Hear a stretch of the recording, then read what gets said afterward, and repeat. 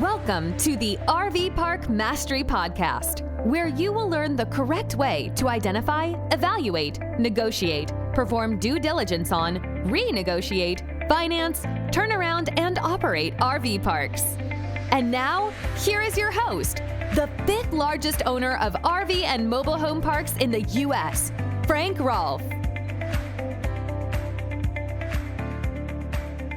You should never enter into a contract to buy an RV park without having the ability to do due diligence and cancel the deal if it doesn't meet your expectations. And the same with financing.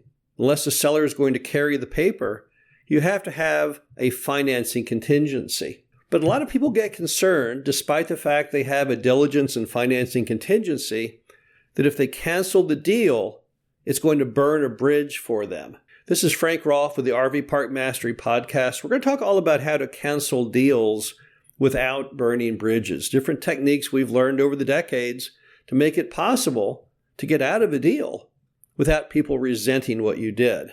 So the first thing to do, if you're in a RV park and under contract, is to be very inclusive on the deal problems you encounter. Never think that it's smart to stay somewhat mysterious. So let's say, for example, you're going through the RV park, you're in the due diligence phase, and you find certain problems.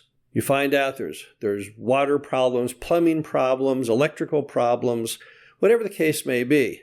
Be vocal. Go to the seller and say, look, seller, I didn't realize we had these problems. And when I made my offer, it was inclusive of any CapEx issues. And now I'm finding out I'm not paying just X. I'm paying X plus this large cost to go in and remove all the dead trees or change the plumbing situation. But you got to get them in the loop. You have to tell them exactly what's going on. If you just come back to them and cancel, what are they going to think? They're going to think you didn't do any work. Maybe never even went out to the property. By being inclusive, what do? You send the signal you really are interested, that you cared enough to do the diligence. You know where things stand now. And you're trying to bring them inclusively into the problem to see what the fix may be. And of course, the fix typically would be a reduction in price. It might be you have to cancel. But nevertheless, we're being full-on transparent of what the problem is. The next thing you have to do would be authentic. Only tell the seller or the broker the truth of what's really going on. Don't make up excuses. Don't think you're helping your case to get out of the deal without burning a bridge or disappointing the broker in your performance by making something up. Don't say, oh, well, it's my understanding that under the new code that I got to upgrade all of the power to greater amps when that's not in fact true. That's going to make you look really bad. Now they're going to double check, call the inspector. What's this thing about us having increased the amperage? They'll say, I don't know what you're talking about. I never talked to anybody. Now you really have burned the bridge. No one trusts you anymore. So be 100% truthful, be 100% authentic with the seller and with the broker as to what those problems are, and they will respect you and your business acumen that you had the common sense to search for the problems with the deal and then to present it to them in a completely truthful manner. Also, if you don't want to burn any bridges, and this is a very important item, you have to give them an alternative path to cancellation. Now, there are some exemptions to that. You can never buy an RV park with environmental pollution. So that's just not going to happen if you have any common sense. Never buy a park that is polluted.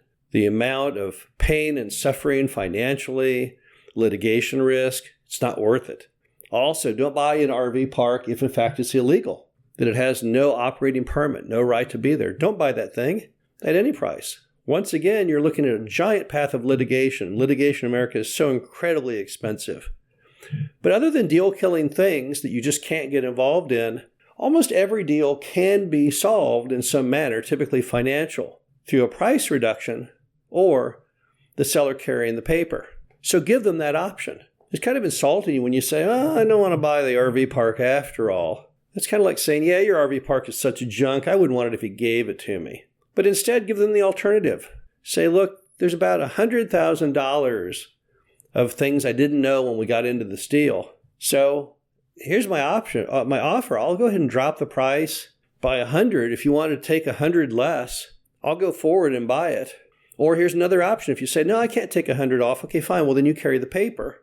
at a below market interest rate in the early years, giving me time to amass the capital to make the repairs. This way, if it's canceled, it's their decision. You're not canceling at that point. You're saying, we're at a fork in the road. We have two paths we can follow. We can either kill the deal off, or you can accept these different terms on price and carry. But then it's their decision to cancel. Not you canceling, them canceling. And that one item often ends any bad feelings because now they feel kind of guilty in canceling the deal on you. So you've flipped the roles around. So that's probably one of the best tips so people don't get mad at you. Also, keep the broker in the loop. Some people think, well, after the deal's under contract, I don't need that broker anymore. Man, are you wrong? Here's the problem. That deal is on the market because the broker bonded with the seller. He has the bonding. You don't. The broker bonded with you, and that's why he agreed to let you be the buyer. The seller in a transaction of an RV park is always looking to guidance from the broker. They're saying, hey, broker, what do you think? Should I do this or should I not? If you leave the broker out, particularly if you leave the broker out even of the final negotiation that may lead to cancellation, all is lost because he's going to call the broker and say, broker, what do you think? If the broker says, well, I don't even know what you're talking about. Last time I heard the guy was going to buy the thing. This guy must be a total flake. That's how it will end up. So always keep the broker in the loop. Always in the loop on negotiations. Now, you don't always have a broker on RV park deals. In that case, well, it doesn't matter. But if the deal was brought to you and is represented by a broker, they definitely have to stay involved and knowledgeable the entire time. Another big issue is don't wait until the last minute. Now, some people have this idea that what you should do, if you have a cancellation provision in your contract, which you definitely have to have, and let's say due diligence ends at 5 o'clock on Thursday, they'll call the seller to cancel at 4 o'clock on Thursday. That's stupid on any number of reasons. One, of course, is just from a contractual perspective. What if they then argue over, was it 5 o'clock or was it 4 o'clock? Were we on Eastern time or Pacific time? You don't want to get in that kind of argument if you weren't going to buy it anyway. But it also puts you in a very unfavorable light. They feel like you led them on because here's what happens. When you don't cancel the deal and you're approaching the end of diligence or financing, they just assume like anybody else that you're buying it. To them, silence is good news. You never said anything, and so they thought, oh my gosh, I guess it's going through. Hey, Marge, let's go look at houses down in Florida.